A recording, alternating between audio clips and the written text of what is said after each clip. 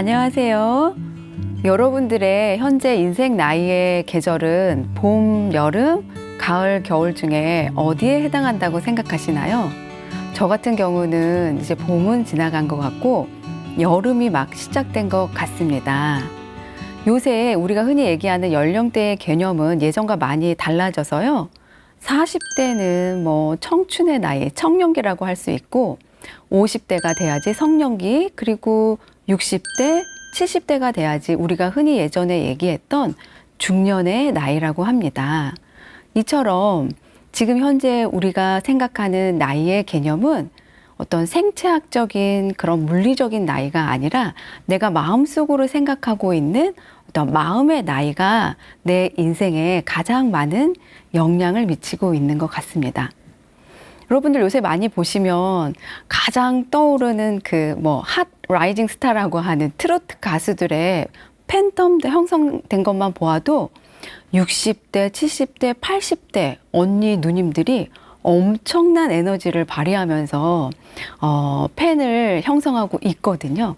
그것만 보아도 그분들이 28 청춘의 마음으로 정말 에너지가 엄청난 에너지를 가지고 활력적으로 열심히 삶을 즐기고 계시는 걸로 보입니다. 이 프로그램을 함께 하시는 여러분들도 생체학적인 나이가 아닌 내가 생각하고 있는 어떤 마음의 나이로 내 인생의 주인공은 나다. 지금부터 나의 시대가 도래한다라는 생각으로 프로그램을 즐겨주셨으면 좋겠습니다.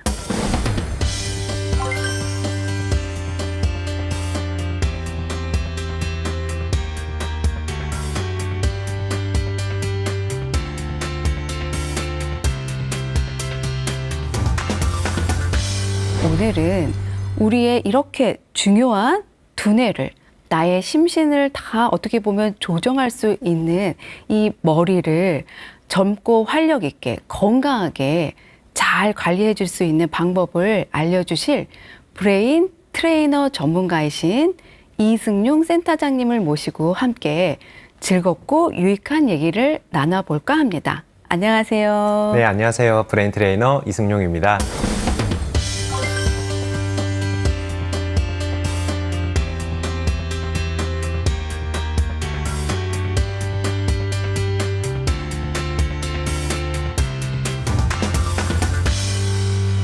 사람들은 보통 쓰는 쪽 뇌만 사용을 하거든요. 이렇게 인간은 새로운 자극에 대해서 되게 불편해해요.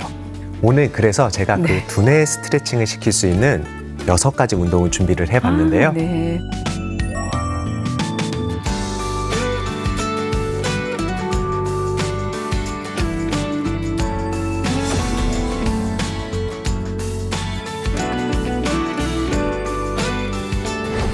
브레인 트레이너라고 하면 일반인들에게는 조금 생소할 수도 있는데 구체적으로 어떤 일을 하시는 건가요? 브레인 트레이너라는 거는 우리 평소 사용하지 않는 뇌를 운동을 통해서 자극을 시켜줘서 우리 뇌의 효율성을 높여주는 운동을 말하는 거죠. 네. 그럼 선생님, 제가 어떤 육체적인 요가나 필라테스 이런 스트레칭을 많이 들어봤는데 두뇌 스트레칭은 아직 잘 모르겠거든요. 두뇌 스트레칭이 구체적으로 뭘까요? 사람들은 보통 쓰는 쪽 뇌만 사용을 하거든요. 그렇죠. 동시에 여러 가지 뇌 기능을 같이 사용을 하질 않아요. 우리 일상만 보더라도 매일 똑같은 패턴의 하루가 시작이 되잖아요. 같은 시간에 일어나고 씻고 잠을 자고 하다못해 출퇴근을 할 때도 같은 차선을 탄다든지 그쵸. 같은 교통수단을 이용해서 오잖아요. 이렇게 인간은 새로운 자극에 대해서 되게 불편해해요. 네. 익숙한 거를 되게 좋아하는 거죠. 저도 매일 가던 길만 가고 하던 패턴대로만 계속 반복적으로 그러고 보니까 일상생활을 하고 있는 것 같네요. 네, 그렇기 때문에 우리가 여행이라든지 취미 활동, 그러니까 일상에서 벗어나는 활동들을 할 때 즐거움을 느끼고 우리 뇌가 프레시한 부분들을 느끼게 되는 이유도 그런 이유 때문에 그렇죠. 새로운 자극을 느끼는 거군요. 그렇죠. 네. 그래서 그런 것들을 운동을 통해서 개선시켜주는 게 바로 두뇌 스트레칭입니다. 그러면 두뇌를 나의 어떤 신체적인 운동을 통해서 훈련을 하고 어떤 편향된 쪽으로 쏠린 거를 갖다가 더 건강하게 만들어준다는 의미인가요? 네, 아주 정확하게 잘 말씀해 주셨는데요. 크게 우리가 사용하는 뇌만 계속적으로 사용을 하게 네, 되면요. 우리 신체도 예를 들어서 뭐 가사 노동을 할 때도 계속 같은 쪽만 사용을 네, 하게 되면 뭐 그렇죠. 손목 통증이 온다든지 무릎 통증이 온다든지 할 수 있잖아요. 마찬가지예요. 관련된 뇌의 기능만 계속적으로 사용을 하게 되면은 크게 정신적으로나 신체적으로 문제를 일으킬 수 있어요. 아, 그러면 한쪽 편향된 뇌만 사용하면 지금 선생님께서는 어떤 문제를 일으킨다는 건데 두뇌를 편향적으로만 사용하면 구체적으로 우리한테 어떤 부정적인 영향을 주게 될까요? 우리 뇌 같은 경우는 좌뇌, 우뇌로 나눠져 있고 좌뇌는 우반신, 우뇌는 좌반신을 조절을 하고 있잖아요. 네. 아까 신체적인 부분들은 우리 계속 같은 쪽만 사용을 하게 되면 반대측에 신체의 통증을 유발을 할 수가 있게 되는 거고요. 아, 네. 정신적으로는 사고의 틀이 확장이 되지가 않습니다. 매번 같은 패턴 안에서의 내가 안정감을 느끼기 때문에 새로운 자극이 들어왔을 때 그 예측에 벗어나는 상황이 생겼을 때 스트레스를 많이 받게 되는 거죠. 네. 아, 그래서 우리는 자꾸 내가 하던 길로만 가고 하던 쪽으로만 어떤 방향을 사용하려고 하는 경향이 있는 거군요. 네, 맞습니다. 그러면 선생님께서는 몸을 움직여서 나의 어떤 컨트롤 타워인 이 두뇌를 훈련시키고 연습시켜 준다는 건데 어떻게 구체적으로 하신다는 거죠? 오늘 그래서 제가 네. 그 두뇌 스트레칭을 시킬 수 있는 6가지 운동을 준비를 해봤는데요. 아, 네. 너무 재밌을 것 같아요. 사실은 우리가 뭐 달리기를 한다든지 요가나 필라테스를 한다든지 나의 몸을 움직여서 내 몸을 신체를 단련하는 거는 되게 익숙한데 두뇌를 훈련하고 뭔가 좀 건강하게 개발시키고 싶어도 이 두뇌란 것이 뭐 꺼내서 만질 수도 있거나 뭐 볼 수가 없는 거기 때문에 어떤 두뇌 훈련 방법이 막연했는데 오늘 선생님께서 재밌는 방법을 알려주실 것 같다고 하니까 기대가 됩니다.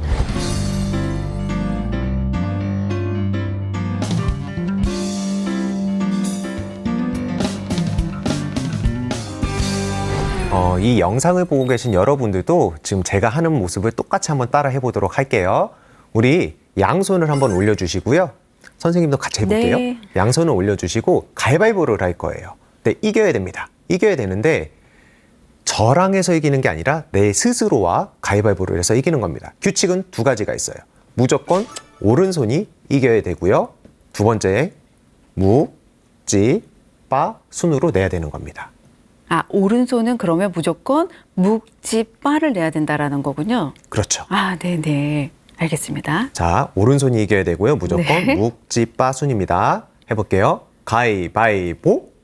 아, 오른쪽이 이겨야 된다 그랬죠? 네, 그렇죠. 아, 네. 이렇게. 다시 한 번 더. 네. 자, 가위바위보, 네. 가위바위보, 가위바위보. 이게 생각보다 되게 어려운 것 같아요. 네, 그래도 잘 하시네요. 네, 네. 이게 잘 되시는 분들은 네. 오른손, 왼손을 바꿔볼게요. 아. 이번에는 왼손이 무조건 이겨야 되고요. 묵지빠순으로 해볼게요. 네. 가위바위보, 보, 가위바위보, 가위바위보. 네. 아. 네. 이게 쉽지는 않을 거예요. 네. 이게 왜 쉽지가 않냐면 아까도 말씀드렸다시피 우리 뇌는 평상시에 한쪽 뇌만 사용을 하게 되는데 방금 이 묵지빠 가위바위보를 통해 가지고 동시에 좌뇌 우뇌를 같이 사용을 하게 된 겁니다. 묵지빠를 나의 양쪽 손으로 같이 동시에 할 때 우리의 좌뇌와 우뇌가 동시에 자극이 되면서 개발이 된다는 말씀이시군요. 네, 맞습니다. 네. 그렇기 때문에 우리가 평상시에 이런 두뇌의 효율성이 떨어지는 상황이 있을 때 혹은 내가 집중을 해야 되는 뭔가 미션이 있을 때 네. 뭐 학생들이라고 하면 시험 보기 전이라든지 뭐 취업을 준비하는 친구들 같은 경우는 면접 전이라든지 뭔가 미션이 있기 전에 이런 셀프 가위바위보를 통해 가지고 뇌의 효율성을 높여주게 되면은 훨씬 더 좋은 효과를 일으킬 수 있죠. 그러면 이거를 혼자서 한 몇 회 정도를 할 때 효과가 있다고 하나요? 사실 몇 회의 기준은 있지는 않고요. 네. 스스로가 했을 때 잘 안 되던 게 돼 가고 있는 그 과정일 때가 네. 내 뇌가 이제 적응을 해 나가는구나라고 네. 봐주시면 되겠고요. 자, 셀프 가위바위보 말고도 네. 간단하게 또 할 수 있는 손가락 체조를 말씀드릴게요. 우리 손가락 접기인데요. 손가락 접기를 그냥 하는 게 아니고요. 오른손을 하나를 접고 시작을 하는 겁니다. 하나, 둘, 셋, 넷, 다섯, 여섯, 일곱, 여덟, 아홉, 열. 아, 선생님 정말 너무 어려운 것 같아요. 네, 다시 한번 우리 시청자분들을 위해서 천천히 한번 해주시겠어요? 손가락을 동시에 접는 게 아니라요.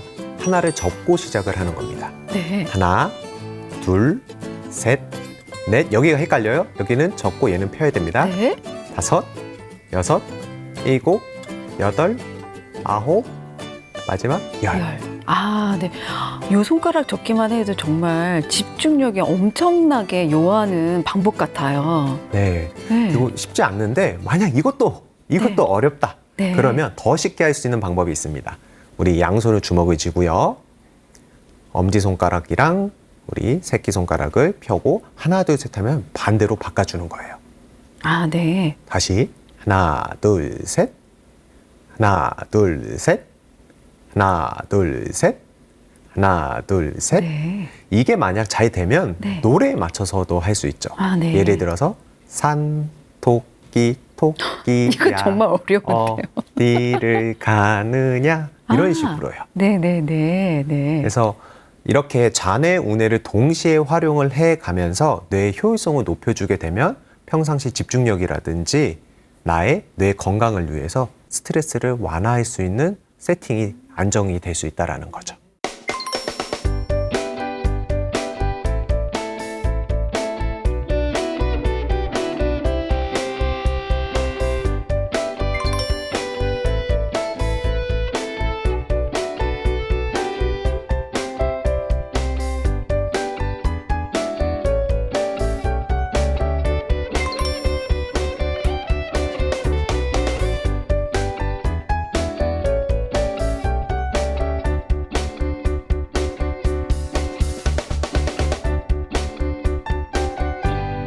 이번에는 눈을 활용해서 하는 운동들을 알려드릴게요. 어렵지 않아요. 자기 엄지손가락을 앞으로 쭉 펴주시고요. 이거를 그대로 코 가까이 갖다 대는 겁니다. 그리고 다시 제자리로 돌아오고요. 다시 코 가까이 갖다 대고 다시 제자리로 돌아오고. 이렇게 하게 되면 우리 눈이 가운데로 모였다가 다시 제자리로 가고 네. 모였다가 제자리로 가고 이런 반응이 나와야 되는데 나의 뇌 컨디션이 좋지 않은 경우에는 눈이 잘 안 모일 거예요. 아, 네. 안 모인다라는 거는 눈이 흔들려서 갈 수도 있고요. 네.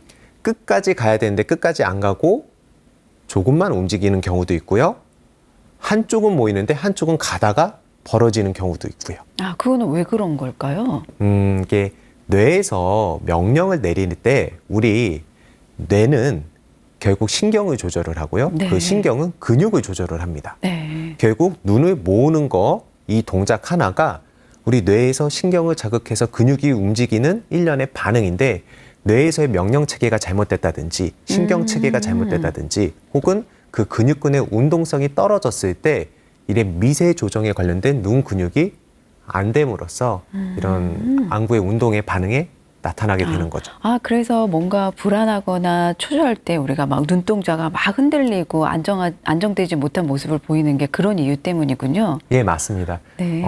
우리가 뭐 평상시에는 괜찮다가도 약주를 한 잔 한다든지 네. 그러면 우리 눈이 풀린다라고도 그쵸, 하잖아요. 맞아요. 같은 이치예요. 우리가 사람의 눈을 보면은 이 사람이 얼마나 지금 집중을 잘 하고 있는지 네. 생기가 있는지를 확인할 수 있듯이 눈의 운동성을 통해서도 간단하게 확인해 볼 수 있죠. 그럼 우리가 눈의 운동성을 확인함으로써 나의 두뇌 점수가 몇 점인지도 알 수 있다는 거네요. 그쵸? 네. 그래서 10번을 해봐가지고요. 7번 성공이 돼야 됩니다. 네, 네. 그래서 이거는 혼자 하면은 잘 보기가 힘드니까 뭐 배우자라든지 이 다른 지인들과 같이 서로 한번 해주는 거죠. 눈 모으기. 네. 그러면 우리가 집에서 부부간에 혹은 자녀와 함께 서로 마주보면서 눈 모으기 훈련을 열심히 자주 해야지 머리가 점점 좋아지겠군요. 네, 아주 좋은 말씀이시고요. 네. 이게 뇌과학적으로도 연결되어 있는 게 우리 뇌에는 신경이 있어요. 그 뇌에는 12개의 신경이 있는데 그중에 눈에만 가서 달라붙어 있는 신경이 무려 3쌍이 있습니다. 네. 그렇기 때문에 뇌의 기능이 좋을 때는 안구의 운동성이 좋아질 것이고요. 뇌의 기능 컨디션이 떨어졌을 때는 눈의 운동성도 같이 떨어지게 되는 것이죠. 그러니까 우리의 시신경을 자극해서 두뇌를 운동하자라는 말씀인 것 같습니다. 네, 아주 정확하고요. 이게 잘 안 되시는 분들 같은 경우는 다른 형태로도 운동을 할 수 있는데요. 표적을 하나 정해두고 이번에는 표적이 움직이는 게 아니라 제가 움직이는 거예요. 도리도리 하면서 좌우로. 이때 시선은 표적을 계속해서 바라보고 있는 거고요. 우리가 책을 볼 때도 그냥 보는 게 아니라 한 페이지를 읽을 때는 좌우로, 옆 페이지를 읽을 때는 상하로, 이런 식으로 눈을 고정점을 정해놓고 제 고개를 움직이게 되면은 우리 귀 안에 있는 전정신경이라고 해서 네. 평상시에 어지러움을 많이 느끼시는 어르신들 같은 경우에는 매우 효과적인 운동이 될 수 있죠. 그러면 그걸 조금만 더 정확하게 이렇게 고개를 흔든다고 하셨는데요. 고개를 흔들 때 눈동자도 같이 움직이는 건가요?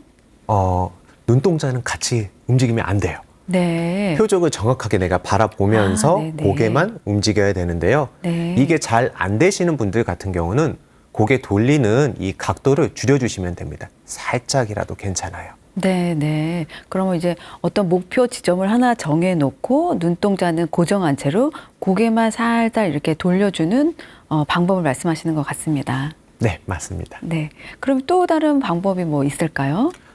이번에는 표적을 두고 팔자를 만들어 주시면 되는데요. 이때 주의해야 될 점은 고개가 움직이면 안 되고요. 역시 눈이 표적을 따라가는 겁니다. 그래서 이거는 우리 눈 근육 12개의 좌우에 총 12개의 근육군들을 동시에 자극을 시켜주는 눈 운동을 통해서 뇌를 활성화시켜주는 운동이라고 볼 수 있습니다. 아, 그러면은 내 엄지손가락을 우리 흔히 엄지척이라고 하는데 엄지척을 하신 후에 가로로 누워있는 팔자를 천천히 그려주는 연습을 하라는 말씀인 것 같으세요. 그렇죠? 고개는 맞습니다. 돌리지 말고 천천히 손가락으로 팔자를 그려주면서 눈동자는 따라간다. 이 운동법을 말씀하시는 거죠? 네, 맞습니다. 네, 네. 자, 이렇게 눈 운동을 통해 가지고 우리 뇌를 자극시켜 주게 되면은 건강한 두뇌 컨디션이 유지를 할 수 있기 때문에 내 컨디션이 떨어졌을 때 이 눈 운동들 꼭 시켜 보시기 바랍니다.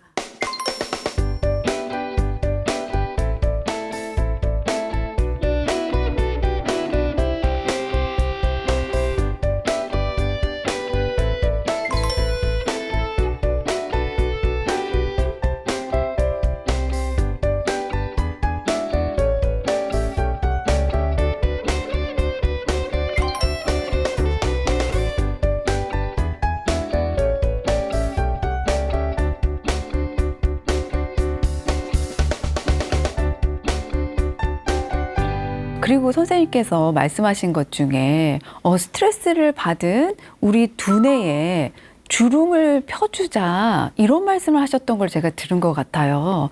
근데 두뇌에 주름을 핀다라는 의미가 뭘까 정말 궁금했었거든요.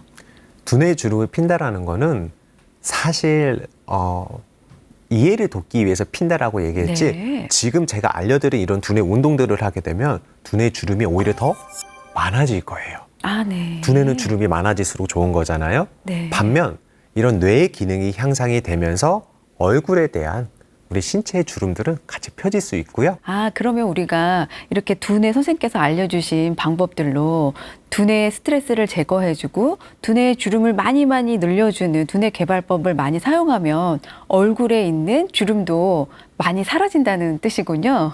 네, 아주 잘 설명해 주셨고요. 거기에 관련된 다른 운동들도 같이 말씀드릴게요. 아, 네. 우리가 크게 나이를 먹으면 같이 떨어지는 것 중에 하나가 균형 감각이에요. 네, 그렇죠. 네. 그러니까 자주 넘어지게도 되고 어지럼증도 많이 느끼게 되고 그래서 이 부분들이 내가 얼마나 안정적인지 혹은 이 기능을 어떻게 올릴 수 있는지를 확인해 볼 수 있는 운동들인데요. 같이 한번 해볼게요. 네. 양손을 옆으로 펼쳐주시고요. 눈을 감아주시고 가운데 손가락 있죠? 가운데 손가락을 코끝으로 한 번씩 번갈아가면서 터치를 해볼게요. 오른손 한 번, 왼손 한 번, 오른손 한 번, 왼손 한 번. 네, 코끝에. 네. 반대쪽도, 반대쪽도, 반대쪽도. 자, 이걸 한번 해보셨는데 이게 잘 되시는 분들도 계실 거고 잘 안 되시는 분들도 계실 거예요. 특히 손끝이 코 가까이 왔을 때 흔들린다. 네. 옆에서 봤을 때 그런 분이 있다라고 하면은 운동 정말 많이 해주셔야 됩니다. 아, 저도 뭔가 이렇게 가까이 갔을 때 과연 코에 잘 닿을까 하는 불안한 마음 때문에 멈칫하게 되는 것 같아요. 네, 우리 나이를 많이 먹게 되면 또 무서운 질병 중에 하나가 이제 파킨슨병이라고 해서 네, 근육 조절을 하기 어려운 병이 생기게 되잖아요. 이때 같은 형태의 모습들이 나타날 수 있어요. 그런 분들은 손끝 터치라든지 이 미세 조정에 대한 기능들이 같이 떨어지기 때문에 평상시에 이런 손가락 감각 훈련들, 네. 밸런스 운동들을 통해 가지고 나의 뇌를 건강을 지켜주게 되는 거죠. 아, 이때는 눈을 반드시 감고 해야 되나요? 눈을 뜨고 하셔도 되는데 네. 그 효과를 극적으로 가져가려면은 눈을 감고 하는 거를 추천드립니다. 아, 사실 정말 별거 아닌 것 같은 운동인데 그게 우리 어떤 치매나 파킨슨 병에도 예방할 수 있는 좋은 팁이라고 하니까 굉장하군요. 이거와 마찬가지로 내가 나의 감각 체계가 안정적으로 유지가 되고 있는지를 확인해 볼 수 있는 네. 그런 운동법도 있는데요. 지금 이제 거리가 약간 있어서 그런데 2명이서 같이 해주시면 좋아요. 손바닥에 눈을 감고 번호를 매겨주는 거예요. 1번, 2번, 3번, 4번, 5번. 네. 그래서 상대방이 손가락을 터치를 해주는 거죠. 아, 네. 그래서 눈을 감은 상태에서 터치를 딱 느꼈다. 거기가 몇 번인지 이야기를 해봐서 그게 똑바로 내가 느껴지는지 네. 혹은 잘못되게 인지를 하는지. 근데 대부분은 잘 될 거예요. 잘 된다라고 하면 손가락 마디를 아래로 한 칸씩 이동을 시켜주는 겁니다. 네. 아래로 이동 하게 되면은 훨씬 더 감각 인지가 잘 안 될 거거든요. 아, 그럼 터치해주는 부분을 아랫방향을 터치를 해주라는 말씀이신 건가요? 네, 잘 되는 경우에는 그렇게 네. 감각이 무뎌지는 아래쪽으로 터치를 해줘라라는 거죠. 네네. 우리 신체에서 가장 예민한 부위가 3군데가 있는데요. 손, 네. 입, 아. 그리고 성기 부분인데 아. 그 중에 가장 예민한 것 중에 하나인 손을 자극을 통해서 내가 인지가 얼마나 잘 되는지 네. 혹은 잘 되지 않는지를 이 감각 훈련을 통해서 확인해 볼 수 있죠. 그러면 이 터치를 했을 때 이거를 잘 인지가 안 되는 경우에는 우리의 뇌가 그만큼 노화됐다라고 볼 수 있나요? 네, 맞습니다. 그 노화뿐만이 아니라 내가 너무 스트레스를 받으면은 아, 네. 우리 근육은 같이 경직하게 되어 있어요. 그렇죠.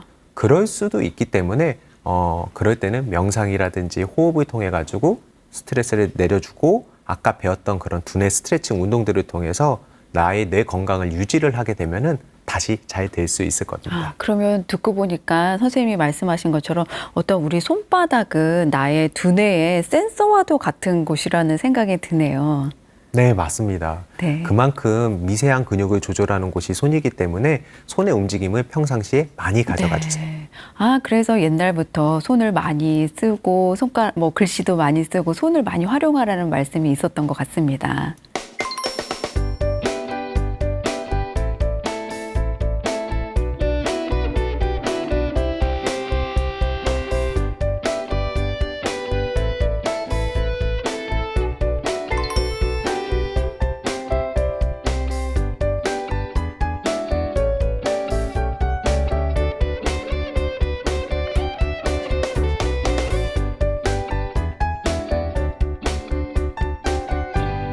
이렇게 감각에 대한 부분들도 잡았고요. 네. 그리고 또 하나, 이런 감각에 내가 좀 취약하다, 그리고 평상시에 스트레스를 너무 많이 받는다라고 하면은 스트레스 수치를 낮춰줄 수 있는 우리 혈자리 자극 운동이 있는데요. 네.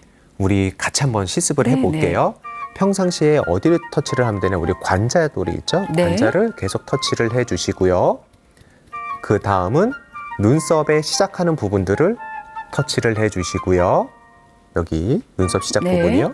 그리고 다시 관자로 돌아왔다가 우리 백헤어리라고 하는 우리 정수리 부분 쪽을 터치를 해주시고요. 그리고 다시 관자로 돌아왔다가 눈 밑으로 다시 관자로 돌아왔다가 인중으로 다시 눈 밑으로 관자 다시 입술과 턱 중간 사이를 터치를 해주는 게 우리 뇌로 가는 혈류량을 증가시켜주는 혈자리들이거든요. 네. 여기를 터치를 하는데 그냥 하는 게 아니고요. 네. 반드시 반드시 같이 해줘야 될 게 내가 가장 스트레스를 받는 상황을 꼭 말로 표현을 하면서 해야 되는 거예요. 아, 그래요? 그건 어떻게 해야 되는 거죠? 뭐 예시를 들면 제가 뭐 어제 뭐 부부싸움을 했어요. 네. 그러면 부부싸움을 해서 너무 화가 났다. 예시를 들으면서 해볼게요. 나는 어제 아내와 부부싸움을 해서 매우 속상하지만 그럼에도 나는 괜찮다. 이런 식으로 내가 가장 스트레스를 받는 상황은 말로 꼭 표현을 해주면서 네. 맨 마지막에 제가 뭐라고 이야기했었죠? 괜찮다라고 말씀하셨던 것 같아요. 네. 꼭 마지막에는 괜찮다라고 하면서 나의 생각의 프레임을 바꿔주는 그런 단어를 꼭 말을 해줘야 되는 겁니다. 네. 아, 어떻게 보면 선생님께서 말씀해 주신 게 나의 스트레스에 대한 상황을 바로 직면해서 스스로 얘기해보고 그리고 마지막에는 괜찮다라는 말로 또 인정하고 받아들이는 거를 나의 어떤 두뇌 혈자리와 관련된 혈자리를 두드려가면서 하는 방식인 것 같으네요. 네, 맞습니다. 뇌의 혈류량을 증가해서 뇌의 활성도를 높이고 그때 내가 두뇌 에너지가 올라왔을 때 내가 가장 스트레스 받는 상황을 직면하게끔 해줘서 이거를 이기게끔 만들어주는 거죠. 네. 아니, 저희들이 이제 심리치료할 때 ETF라는 그 혈자리를 두드리면서 하는 방법이 있는 것 같은데 그것과 매우 유사한 두뇌 훈련법인 것 같습니다. 네, 맞습니다. 네. 그리고 이런 두뇌 훈련 방법에도 또 한 가지 같이 적용을 해보면 좋은 게 있는데요. 우리 신체를 강하게 자극을 줬다가 풀어주는 이완 훈련법입니다. 아, 네네. 어떻게 하는 거냐? 가장 편안한 자세로 누운 상태에서 혹은 앉은 상태에서 양팔에 힘을 강하게 6초 동안 한번 줘볼게요. 네. 시작. 하나, 둘, 셋, 넷, 다섯, 여섯. 그리고 천천히 다시 풀어주는 거예요. 네. 다시 한 번 더 강하게 6초 동안 힘을 하나, 둘, 셋, 넷, 다섯, 여섯 하고 풀어주고 이거를 나의 신체의 위치 하나하나에 방금처럼 힘을 줬다 푸는 겁니다. 네. 오른쪽 발가락에 모아서 힘을 줬다가 풀어도 보고요. 종아리에도, 허벅지에도, 엉덩이에도, 복근에도, 어깨에도, 그리고 심지어 두뇌에도 힘을 줘보자. 라고 하면서 내 신체 감각 인지를 나의 특정 부위에 집중을 해주는 거죠. 우리가 이렇게 손가락을 힘을 꽉 줬다가 펴면은 뭔가 이렇게 피가 안 통하던 피가 쫙 통하는 느낌이 나는데 그와 동시에 그 따뜻한 어떤 피가 도는 느낌이 아, 내가 이완되고 있구나라는 감정들을 일으키는 것 같아요. 네, 그것도 그거지만 사실 우리 이거는 신경학적으로 접근을 하면 우리 흥분을 할 때 한마디로 네. 스트레스를 받을 때 교감신경이 과흥분을 하게 되는데 그쵸. 그거를 제가 인위적으로 만들어주는 거예요. 힘을 강하게 줬을 때는 우리 교감신경계가 흥분이 되거든요. 네. 그걸 강하게 줬다가 다시 풀리면서 거기에 반대되는 부교감신경이 활성화되는 거죠. 스트레스를 인위적으로 만들었다가 내가 인위적으로 그거를 돌려주는, 체인지 시켜주는 훈련을 네. 하는 건데요. 네. 이런 식으로 내가 나의 몸을 통제를 하게 되면은 스트레스 상황이 왔을 때도 전환을 훨씬 더 빠르고 쉽게 할 수 있게 되는 것입니다. 그렇죠. 스트레스를 받는 분들을 보면 대부분은 이제 교감신경이 많이 항진되어 있거나 혹은 부교감신경이 너무 많이 다운되어 있거나 이렇게 밸런스가 깨진 분들이 많은데 어떤 수축과 이완의 훈련을 통해서 우리의 교감신경, 부교감신경의 밸런스를 맞춰주는 작업이 될 수 있을 것 같습니다. 네, 여기에 힘 주는 게 힘들다라고 하면은 따뜻하다, 차갑다 이렇게 온각과 냉각을 이용해서 하는 훈련도 있는데요. 네. 오른발 끝이 뜨거워진다, 뜨거워진다, 뜨거워진다라고 하면서 내가 과거에 느꼈던 그 따뜻했던 기운을 특정 부위에 역시 집중을 해주는 거죠. 그런 식으로. 그러면 특정 부위에 집중해준다라는 말을 혹시 우리 여기 시청자분들은 잘 이해가 안 되실 수도 있을 것 같아요. 저도 사실 그게 무슨 말인지 이해가 잘 안 가거든요.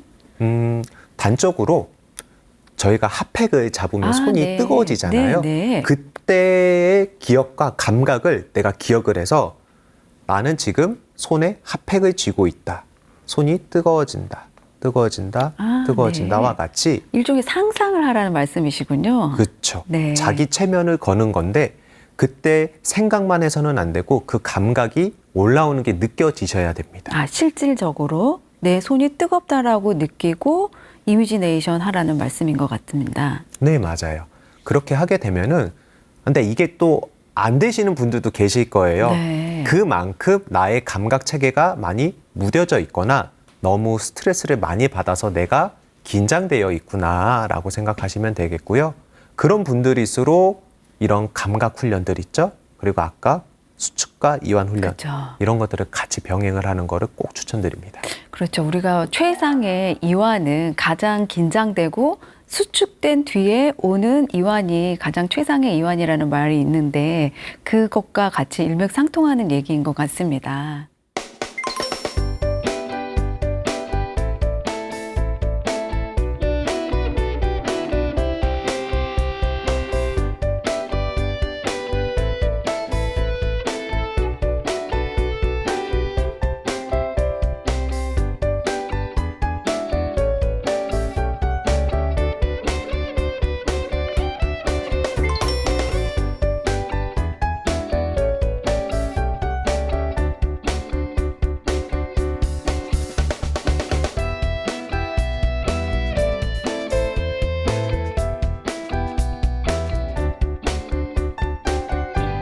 그리고 스트레스를 통제할 수 있는 그런 운동들이 또 있거든요. 네. 평상시에 내가 스트레스를 이겨내지 못하시는 분들, 특히 욱하시는 분들 많으시죠? 그때 화를 내가 통제할 수 있는 힘, 그거를 키워주는 운동은 바로 던지기 운동인데요. 네. 집에 양말 있잖아요. 네네. 양말을 이용해서 해도 되고요. 혹 콩주머니라든지 이런 작은 공이 있으면은 공을 이용하는 것도 하나의 방법입니다. 집에 가장 많이 있을 양말을 이렇게 말아가지고요. 던져주면 돼요. 어디로 던지나요? 이게 중요해요. 던질 위치와 높이를 정확하게 정해주셔야 되는데요. 네. 그냥 던지는 게 아니라 위로 던질 건데 어디에서 어디까지 머리를 넘어가면 안 되고요. 턱 위로 던져야 됩니다. 이렇게 미션을 주는 거예요. 머리 위로는 안 된다. 턱 위로는 던져야 된다. 한마디로 얼굴 높이까지만 던져야 된다. 해서 던지고 잡고, 던지고 잡고, 던지고 잡고. 정말 별거 아닌 이 던지기 운동에 하나의 저희가 타겟을 정해 놓는 거죠. 네. 근데 이 던지는 타겟 범위를 스스로 내가 정하는 거군요. 그렇죠. 근데 이게 혼자 위로 던지기도 괜찮지만 벽에 던질 수 있다라고 하면은 타겟을 붙여놓고 네. 아래 한 번, 위에 한 번, 아래 한 번, 위에 한 번 이렇게 정확하게 맞추는 네. 운동을 통해서도 자기 조절력을 키울 수가 있게 되는 거죠. 아, 던지는 방법으로 나의 조절력을 기를 수 있다. 네, 집에서 쉽게 할 수 있는 방법일 것 같아요. 네, 정말 쉬운 방법인데 이게 어떤 원리냐면은 우리가 타겟을 딱 설정을 했을 때 그거를 맞추기 위해서 짧은 순간이지만 우리 뇌에서는 그 표적을 내 GPS 상으로 정확하게 인지를 하고요. 그거를 운동신경이 내 몸을 이용해 가지고 정확하게 던지게 되는 겁니다. 네. 그게 높이까지 왔다 안 왔다에 대한 거를 시각적으로 다시 피드백을 받아서 안 맞았으면 다시 더 세게 던진다든지 낮게 던진다든지 이런 일련의 과정이 우리 이마에 있는 이마엽이라고 하는 전두엽이 네. 과활성화되면서 우리 통제할 수 있는 힘을 같이 키워주게 되는 거죠. 네. 전두엽의 대표적인 기능이 바로 억제거든요. 네. 그래서 감정적인 것뿐만 아니라 나의 행동을 억제를 할 때도 전두엽이 활성화된다. 활성화되는 그 기능을 던지기 운동을 통해서 키울 수가 있다. 이겁니다. 요새 뉴스를 보다 보면은 욱하는 본인의 성질에 못 이겨가지고 여러 불상사가 많이 일어나는 것 같은데 그런 분들이 이 훈련을 자꾸 하셔도 도움이 되겠네요. 네, 맞습니다.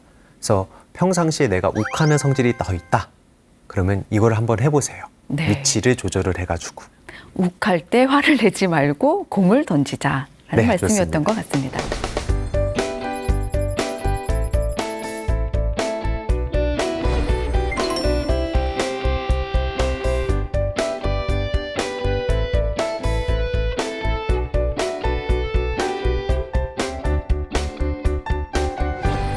그러면 지금 이렇게 말씀 주신 여러 가지 두뇌 스트레칭 방법을 알려주셨는데 이 두뇌 스트레칭 외에도 또 우리가 건강에 어떤 도움이 되는 스트레스를 해소하는 방법이 있다면서요? 네, 저희가 스트레스라고 생각을 하면 크게 정신적인 스트레스만 스트레스라고 생각하는데 네. 사실 또 다른 스트레스가 하나 더 있습니다. 그렇죠. 바로 화학적인 스트레스예요. 네. 우리가 음식을 먹으면서 성장을 해 오잖아요. 근데 이게 먹었을 때 어떤 음식은 나의 영양분이 되기도 하지만 어떤 음식은 나의 독성 물질로 나의 면역 체계를 흐트러 놓거든요. 아, 그러면은 우리가 흔히 생각하는 어떤 스트레스에 정신적인 스트레스 말고 뭐 그 다음에 생각해 볼 수 있는 건 육체적인 스트레스 정도인데 선생님 말씀은 육체적인 스트레스가 있고 정신적인 스트레스가 있고 그리고 화학적인 스트레스가 있는데 그 화학적인 스트레스 중에 음식물이 아주 많은 영향을 미친다는 얘기시군요. 네, 맞습니다. 어떤 음식을 먹느냐에 따라서 우리 뇌는 성장하기도 퇴행하기도 합니다. 네. 특히 이 한 단어는 꼭 기억을 해주셔야 되는데요. 바로 당입니다. 당.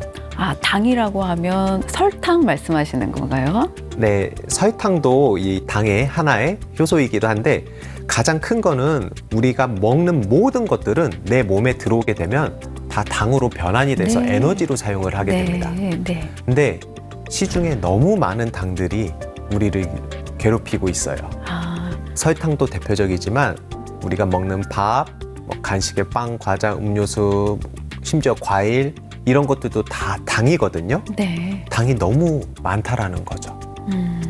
그래서 이런 당이 많아지게 되면 어떠한 문제점들을 일으키느냐? 우리 뇌를 과흥분을 시키게 됩니다. 아, 당을 많이 섭취하면 우리 뇌가 과흥분한다. 아, 일리가 있는 것 같아요. 예전의 분들보다 요새는 사실 정말 밖에서 외식하는 경우도 많고 맛있는 군것질거리나 간식거리도 많다 보니까 당 섭취가 많이 늘어나는 것 같은데 그만큼 화가 조절이 안 되는 분들도 많이 늘어나고 있는 거 보면은요.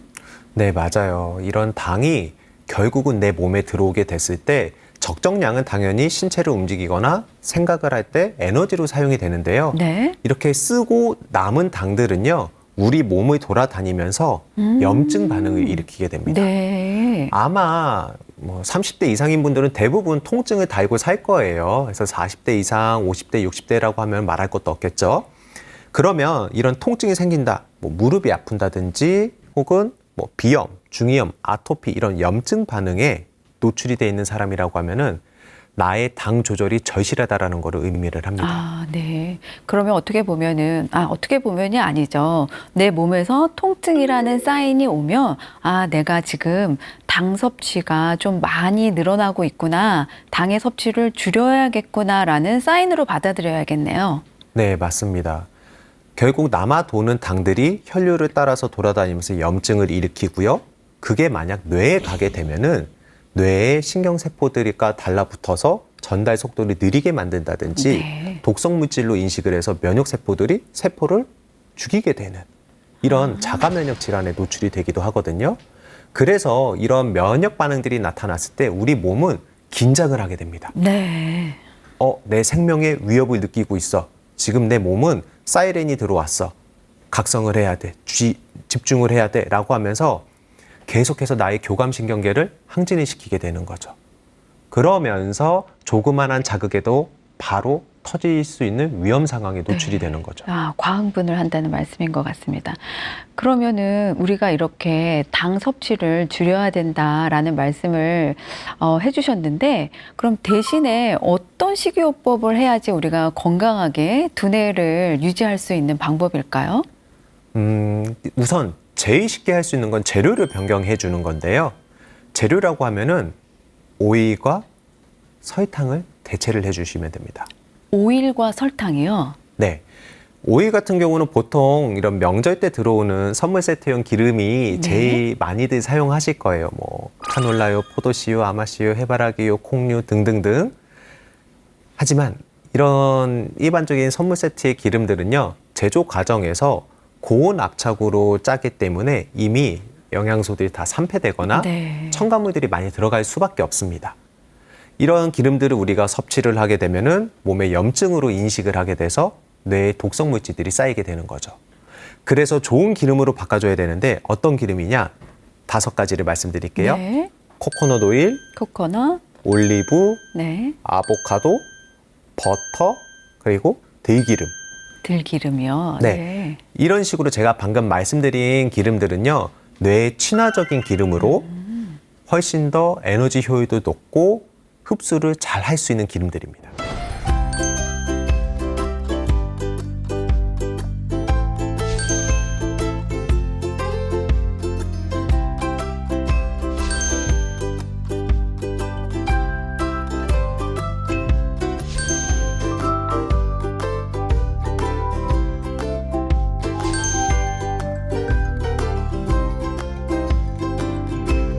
아, 그렇죠. 우리 뇌의 70% 이상, 80% 이상은 지방으로 이루어졌다고 제가 알고 있는데 그 지방으로 이루어진 기름을 좋은 양질의 기름을 먹어줘야지 건강에 도움이 된다는 것 같습니다. 네, 맞습니다. 똑같이 계란 후라이를 먹더라도 식용유로 해서 후라이를 한 거랑 코코넛 오일로 네. 후라이를 한 거랑 했을 때 내 몸에서 받아들이는 에너지가 다르게 사용이 되기 때문에 반드시 이런 기름을 바꿔주는 걸 추천드리고요. 또 한 가지가 아까 말씀드린 설탕인데요. 설탕 대신에 프락토 올리고당이라고 네. 식이섬유가 많이 들어가 있는 이 올리고당을 대체할 것을 추천드립니다. 아, 그러면 그 올리고당은 식이섬유가 많이 있어서 장에도 도움이 될 것 같은데요. 네, 맞아요. 장에는 유익균과 유해균이 서로 이제 지지고 볶고 잘 이렇게 유지를 하고 있는데 유익균이 많아져야지 나의 면역 체계가 안정적으로 돌아가게 되는데 설탕은 유해균의 먹이가 되고요. 네. 식이섬유는 유익균의 먹이가 됩니다. 그래서 어떠한 식이를 넣어주느냐에 따라서 장내 환경이 변하게 되고 장내 환경이 안정적일 때는 나의 스트레스 관리도 안정적으로 이루어질 수 있다라는 거죠.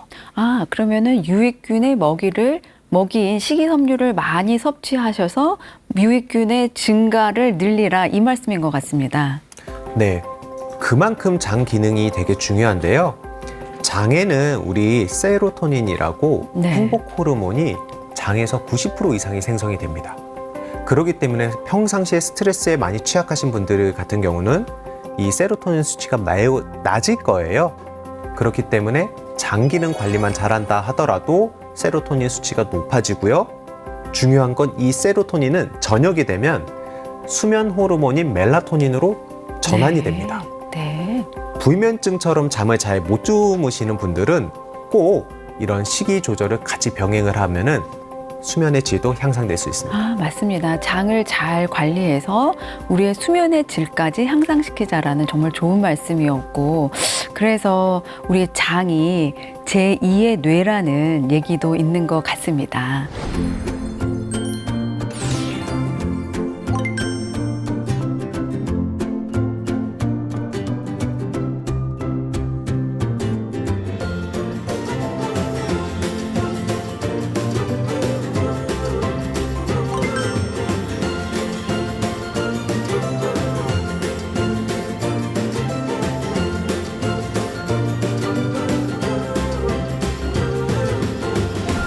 오늘 선생님께서 정말 집에서 간단하게 쉽게 누구나 응용해 볼 수 있는 두뇌 활용법을 말씀을 많이 해주셨는데요.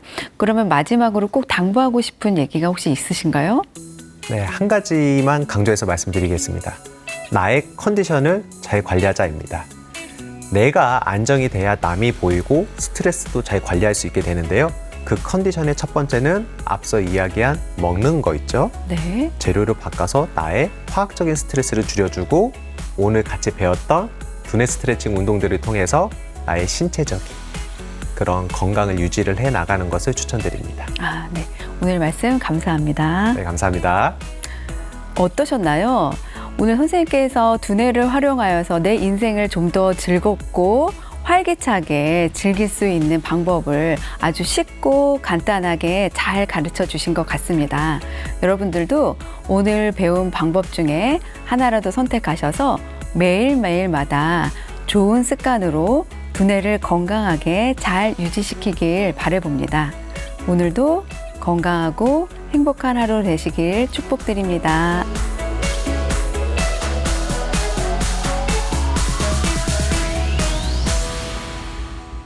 식당에서 식사를 하고 나가실 때 박하사탕을 놔두는 것도 그런 원리이겠네요. 식물의 수지, 나무, 또 꽃, 잎사귀, 씨앗 등에서 약용이 될 만한 성분이 있는 것을 선택한 다음에 앰플병을 준비했는데요. 30ml 병이니까 이 기준으로 한번 보여드리겠습니다. 코코넛 오일을 절반 정도 채워주시고요. 피부에도 효자였지만 관절의 통증까지 덜어주니까 일석이조겠지요.